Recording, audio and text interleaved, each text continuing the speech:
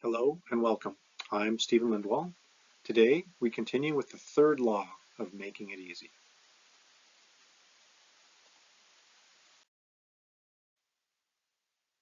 So chapter 13, how to stop procrastinating using the 2-minute rule.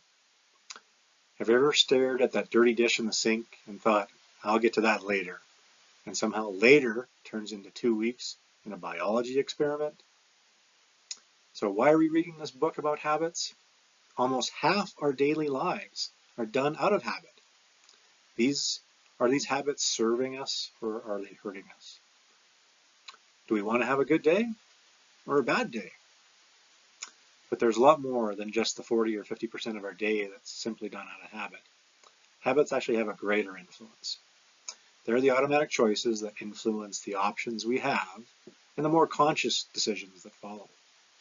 It can shape the actions you take for minutes, hours, even days, weeks, and years afterward. Habits are the choices that are mostly automatic, that are the entry point to a trajectory of options for the day. They lead you down a particular path. Every day there are a few little atomic choices that are key decisive moments. These decisive moments set the options available to your future. These options are limited based on where the habits lead us. These choices stack up again and again, setting the trajectory of how you spend the next chunk of time. Check out the decisive moments diagram on the right side of the slide here. It provides a pretty good pictorial of the sequence of choices we make and where it leads us, either to a good day or a bad day or in between. It's a good representation of why mastering the decisive moments throughout your day is so important. So, do you grab your phone or your running shoes? Do you grab that remote or a book? Do you criticize or give a hug? You are responsible for your choices. You decide what your best self is. You decide. And a couple of tips for you. This series of choices in the book are framed mostly around like the time frame of a day. Doesn't necessarily have to be that way. You can break your day into like 4-hour chunks. And I like to think of it like 8 a.m. to noon, 1 to 5 p.m. That kind of covers the workday, and then in the evening, 6 to 10 p.m. And so you can reset during these sequence of every 4 hours and then just start the next chunk and just start at that nominal point. Or, hey, if you're just having a bad day, recognize it. Stop, breathe, reset. No matter what time it is, and just start fresh and go down the path again. And so I want to give credit to Darren Hardy for this idea. Obviously, the big concept of this book is atomic habits, taking those small steps. So James Clear applies this to the 2-minute rule methodology in this chapter. The rule is that the first 2 minutes of a habit should be easy. We beat ourselves up too often for being lazy. But what if the problem isn't you? What if the problem is that you're just starting too big? So maybe I want to run a marathon. Very hard. How about I just pack up my gym bag? Very easy. So maybe I want to get my mortgage broker license. Very hard. How about I just read 1 page from the textbook? Very easy. So the idea here is just start. Make it as easy as possible to start. Make it mindless.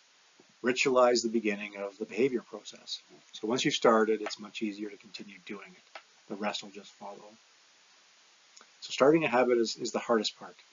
And the key to overcoming procrastination is to make that first step so easy you can't say no. And so really the secret here is always to stay below the point where it feels like work. So remember those dirty dishes? They reached a point where I just couldn't take it anymore.